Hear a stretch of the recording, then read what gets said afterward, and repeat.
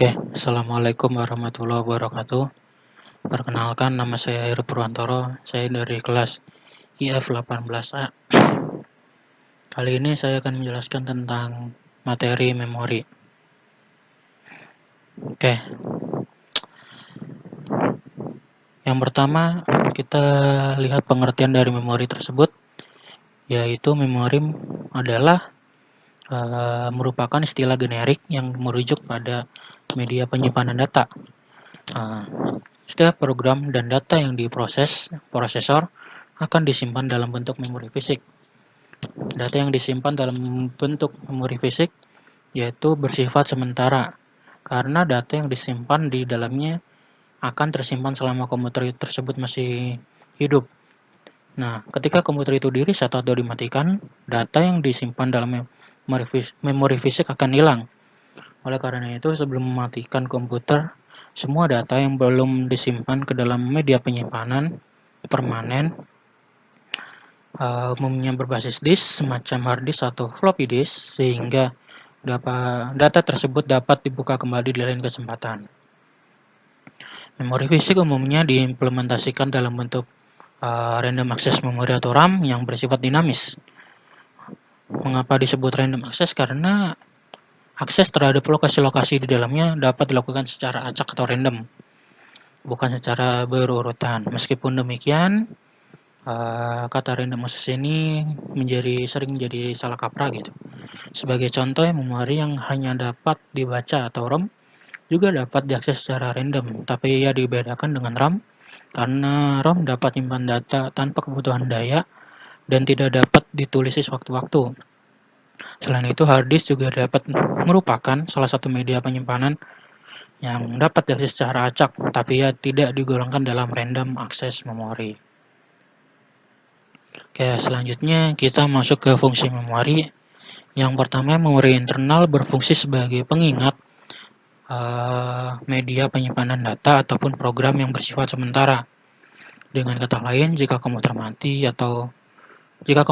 maka data pun akan hilang. Dalam penggunaannya, memori internal diakses secara langsung oleh prosesor.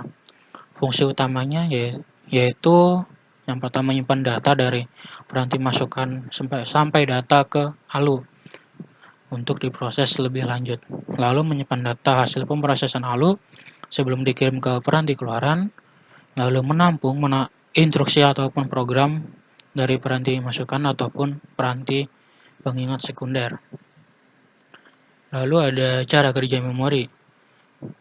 Di sini memori yang berbentuk seperti sel terdiri dari sepotong kecil informasi. Informasi di dalam memori dapat berupa data ataupun instruksi kepada komputer untuk melakukan sesuatu.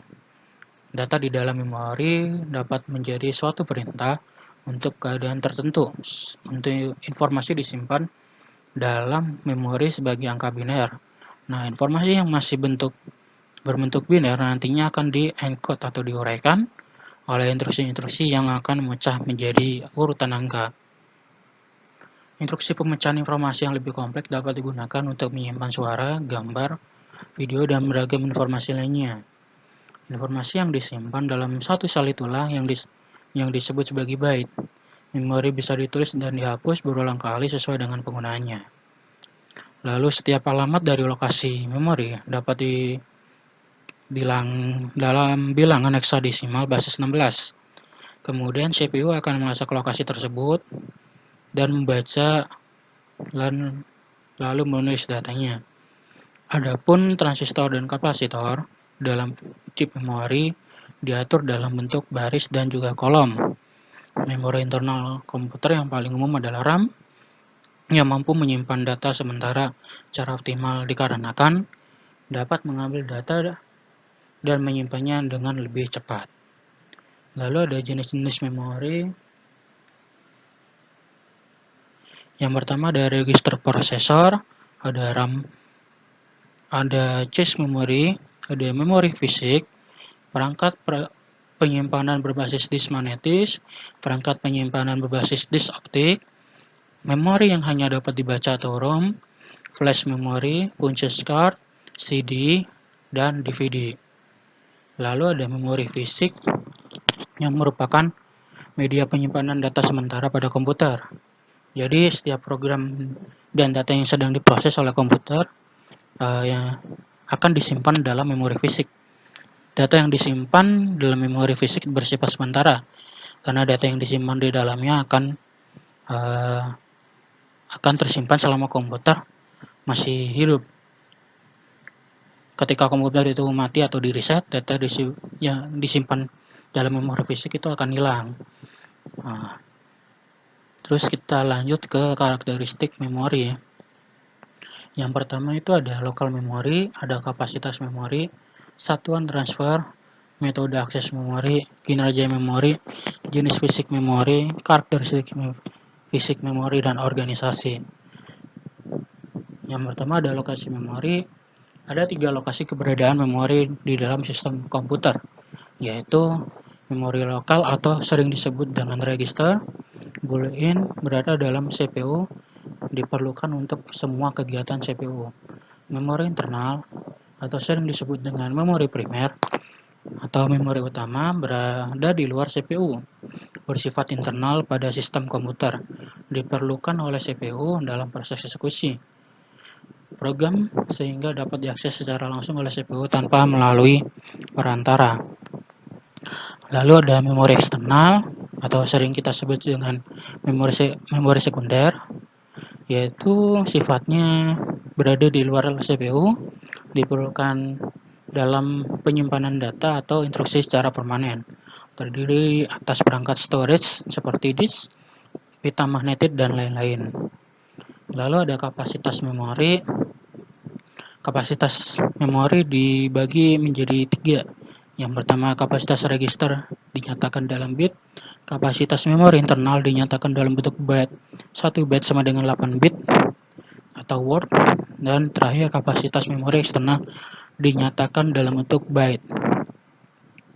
Nah, satuan transfer.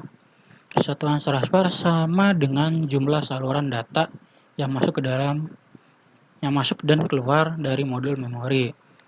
Bagian memori internal, satuan transfer merupakan jumlah bit yang dibaca atau dituliskan ke dalam memori pada suatu saat. Jumlah saluran ini seringkali sama dengan panjang word, tapi dimungkinkan juga tidak sama. Bagi memori eksternal, data ditransfer dalam jumlah yang jauh lebih besar daripada word, itu blok konsep. Lalu ada konsep satuan transfer. Word merupakan satuan atau alami organisasi memori.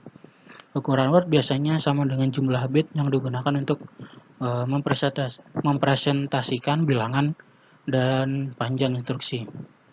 Lalu ada addressable unit.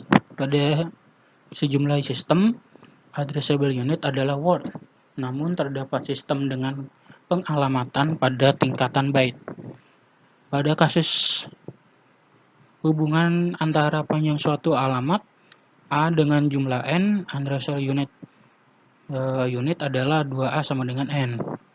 Lalu ada unit of transfer, adalah jumlah bit yang dibaca atau dituliskan dalam memori pada suatu saat. Pada memori eksternal, transfer data biasanya lebih besar dari suatu word yang disebut dengan blok. Lalu ada metode akses memori. Di sini ada 4 jenis pengaksesan satuan data. Yang pertama ada sequential access,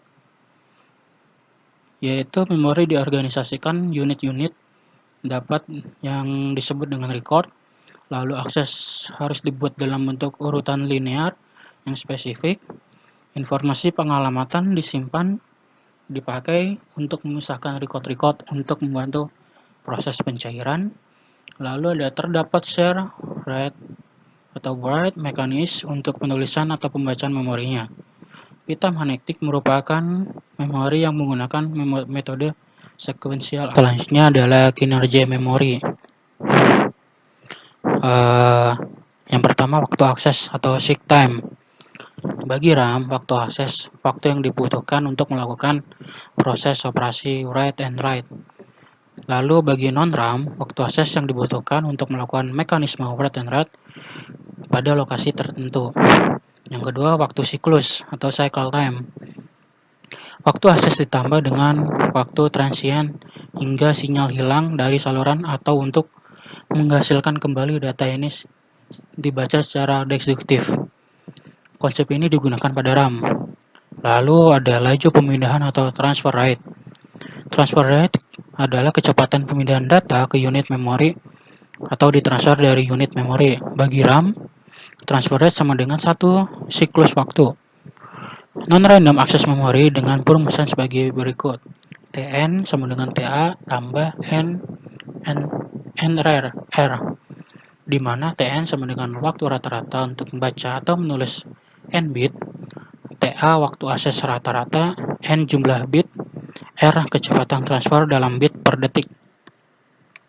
Lalu ada jenis basic memory. Yang pertama ada memori semikonduktor, yang merupakan memori ini memakai teknologi LSI atau VLI. Memori ini dapat banyak digunakan untuk memori internal, misalnya RAM. Lalu untuk memori permukaan magnetik banyak digunakan untuk memori eksternal, yaitu untuk disk atau pita magnetik. Karakteristik fisik memori. Memori volatile adalah memori yang datanya dapat ditulis atau dihapus dan data akan hilang ketika tidak mendapat power atau daya. Memori jenis ini hanya untuk penyimpanan data sementara saja, bukan untuk jangka waktu yang lama. Contoh dari memori volatile adalah RAM. Memori utama untuk menyimpan program-program atau data-data yang sedang digunakan atau diperlukan oleh CPU saat dibutuhkan saja. Lalu ada memori non-volatile, adalah memori yang datanya dapat ditulis dan dihapus. Akan tetapi datanya tidak hilang ketika tidak mendapat daya.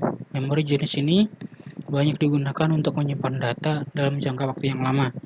Contoh memori non-volatile adalah hard disk, flash disk, dan lain-lain. Lalu ada organisasi, adalah pengaturan bit dalam menyusun word secara fisik. Hierarki memori, semakin kecil waktu akses, semakin besar harga per bit. Semakin besar kapasitas, semakin kecil harga per bit. Semakin besar kapasitas, semakin besar waktu akses. Untuk kinerjanya optimal diperlukan kombinasi teknologi komponen memori. Oke, cukup sekian pembahasan tentang memori. Mohon maaf apabila ada salah-salah kata atau penyampaian materi yang masih belum jelas. Terima kasih atas waktunya. Wabillahi taufiq wal hidayah. Wassalamualaikum warahmatullahi wabarakatuh.